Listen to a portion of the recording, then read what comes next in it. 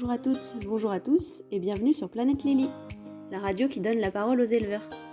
À travers nos podcasts, découvrez le quotidien de nos agriculteurs, leur organisation, leurs techniques d'élevage, mais aussi leur utilisation des produits Lily. Aujourd'hui, nous nous rendons sur la commune de Machecoul, en Loire-Atlantique. Nous y retrouvons Hervé Clotour, responsable commercial au Lily Center de Cholet. Il a rendez-vous avec Erwan du GAEC du Trail. Nous sommes aujourd'hui en direct de l'élevage du Trail à Machecoul, donc avec Erwan, un des associés du GAEC, qui va nous présenter un petit peu son exploitation. Bonjour à tous, donc bienvenue au GAEC du Trail. Donc on est 3 associés et 3 salariés. Donc il y a 2 sociétés, il y a le GAEC du Trail et la SAS Métatrail. Donc on a un élevage laitier avec les suites en taurillon, un élevage allaitant aussi avec les suites aussi en taurillon et évidemment aussi génies de repro, ainsi qu'un élevage de vaches allaitantes avec 70 vaches allaitantes et la méthanisation en injection dans le réseau à 135 normaux mètres cubes.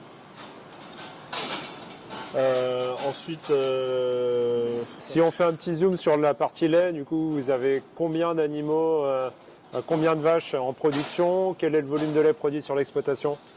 Donc on a depuis les A5, on a la robotique depuis 2008. On vient juste de passer du A4 au A5 en 2020. Donc on était avant à 145 vaches sur les 2 robots A4. Et là, le fait qu'on est passé sur le A5, on arrive à passer à 150 vaches sur les 2 robots. Donc on était à une production à 1 720 000 avec les A4. Et là, avec les A5, on est sur un rendement à 1,8 million sur la campagne. D'accord, très bien. Donc le changement de robot s'est fait cette année En juin 2020, là. D'accord. Donc la période estivale, on voit une grosse différence nous sur la période estivale en termes de livraison de lait.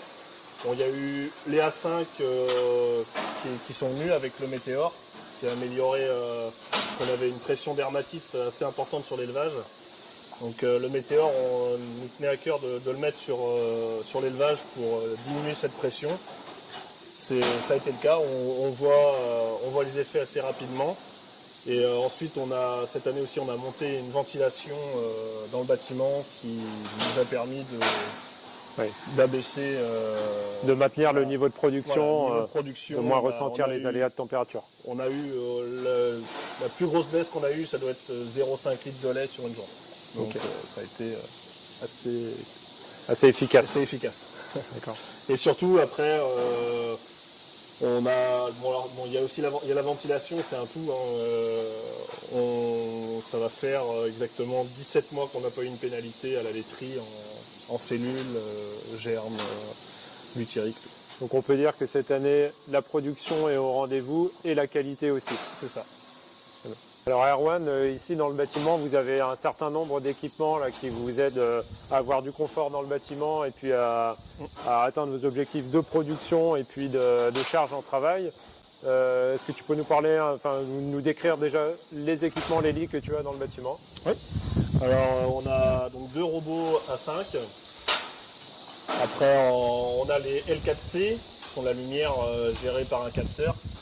Donc c'est surtout l'hiver. Ça nous joue vraiment sur la détection des chaleurs. On a des chaleurs beaucoup plus franches l'hiver, comme si on était en été ou au printemps. Ensuite, on est équipé aussi d'un Juno. Donc il passe toutes les 2 heures repousser l'ensilage. Donc ça, on s'en rend compte quand il est en panne. On voit à peu près, quand à la mélangeuse, on perd à peu près entre 1 et 2 kg d'ingestion. D'accord. Donc après, ça se répercute sur la production. Après, on a les brosses Luna et un dalle Lely. D'accord. Voilà les équipements Lely sur l'exploitation.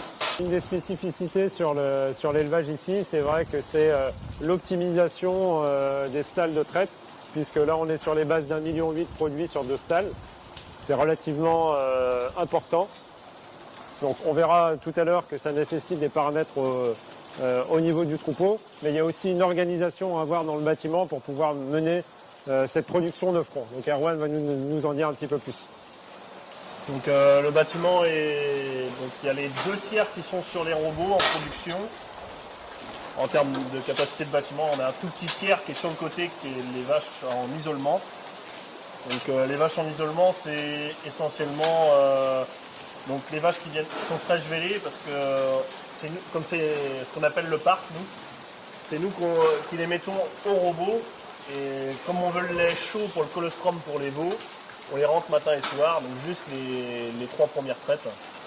Après, elles sont lâchées, sauf les génisses aussi, parce que dans cette zone à côté, on a 10 logettes. Donc, elles sont isolées, elles ont le temps d'apprendre à se coucher dans les logettes.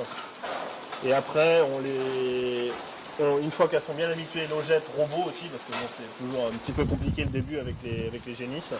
Après, elles sont lâchées en liberté sur tout le bâtiment. Et aussi la partie, quand on a des vaches qui sont malades, ou après les vaches en chaleur, on a des cases individuelles pour les séparer aussi. D'accord. Les génisses, vous les intégrez au bout de combien de jours d'apprentissage dans le lot principal? Alors ça, c'est très aléatoire d'une génisse à une autre. Alors nous, en fait, on a un critère, c'est que comme on les met dans le parc matin et soir, le moment où la génisse décide d'y aller toute seule déjà, on a pu aller rentrer dans le parc pour la pousser à la mettre dans le robot. On se dit c'est bon, et elle couche dans les logettes, c'est bon, on peut la lâcher. C'est-à-dire qu'elle déjà elle a compris qu'il faut aller, qu'elle y aille toute seule d'elle-même dans le robot. Donc après, on les relâche, et ben on surveille après. On a tendance à plutôt les lâcher le soir, parce que comme ça laisse plus le matin. Elles auront 12-13 heures, donc elles ont cette pression mammaire qui aura tendance à les faire venir toutes seules déjà vers le robot. D'accord.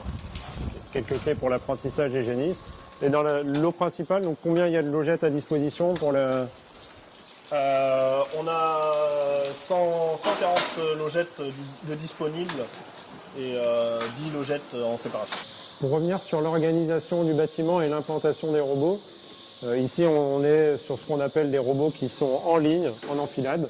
Le premier robot renvoie dans le parc, puis renvoie dans le deuxième robot s'il y a besoin de trier dans la zone ici.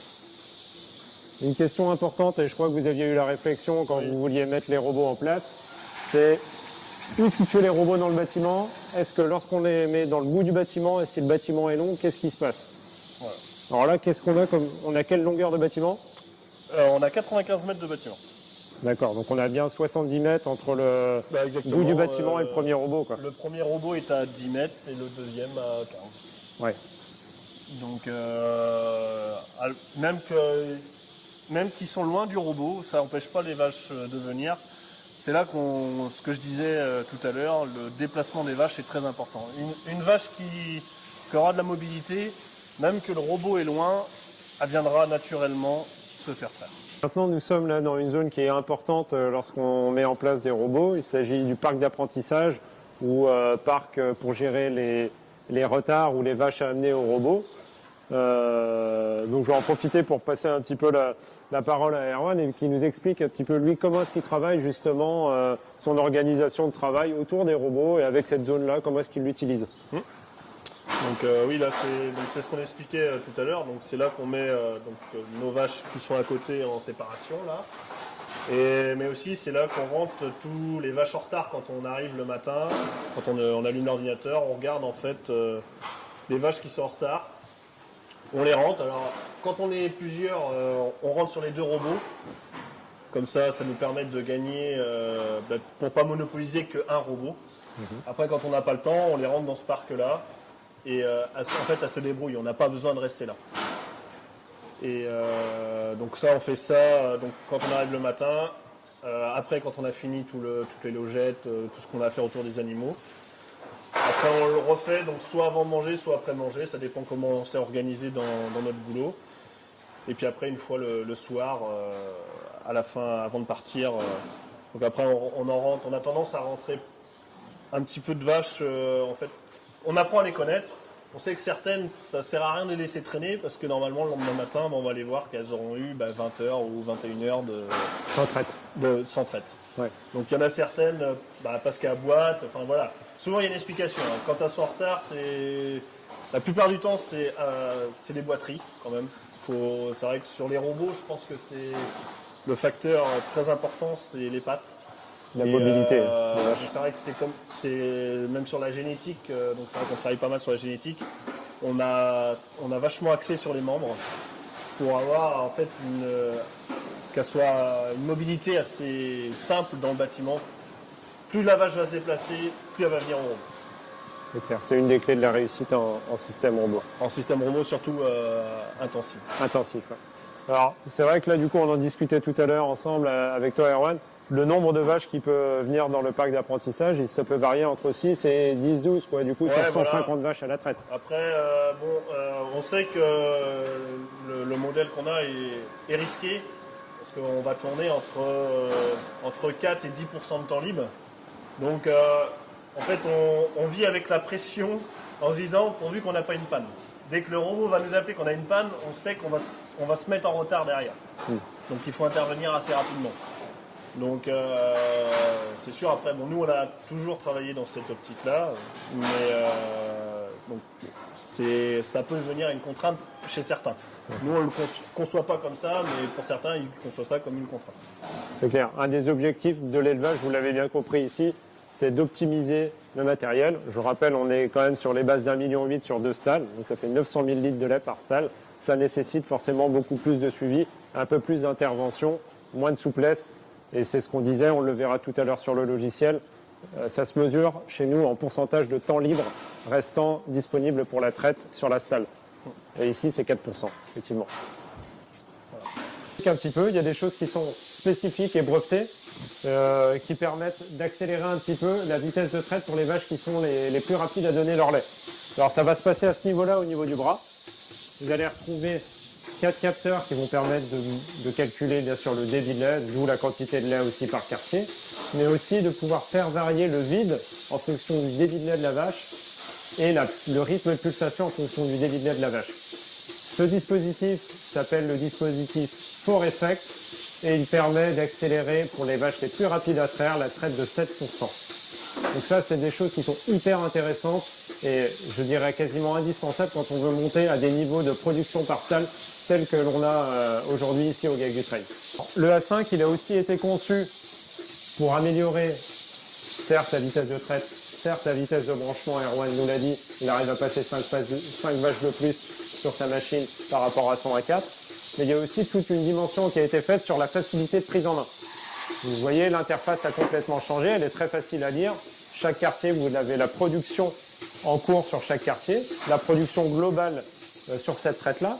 Et puis si vous voulez avoir un petit peu plus d'informations, vous cliquez sur l'onglet Info Vache et vous allez retrouver toutes les informations de cette vache. La conductivité par quartier, la température, son comptage cellulaire. Ici, cette vache a 123 000 cellules. Son statut au niveau de la repro aussi.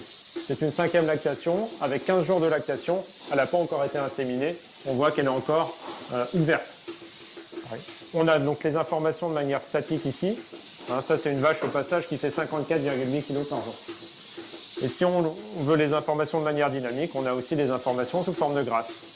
Un graphe sur la partie repro, l'activité de la vache. Un graphe sur la qualité du lait. Donc on voit que cette vache-là a eu un petit pic en cellules, c'est la courbe bleue, à 1500 cellules, au tout début de sa lactation, et maintenant que la situation rentre sous contrôle à 123 000 cellules. Sa courbe de production qui est en train de monter, et puis sa courbe d'alimentation. Alors attention à la courbe d'alimentation, bien sûr, l'échelle varie entre 4 kg et 4,95 kg donnés au robot. Nous espérons que cet épisode vous a plu.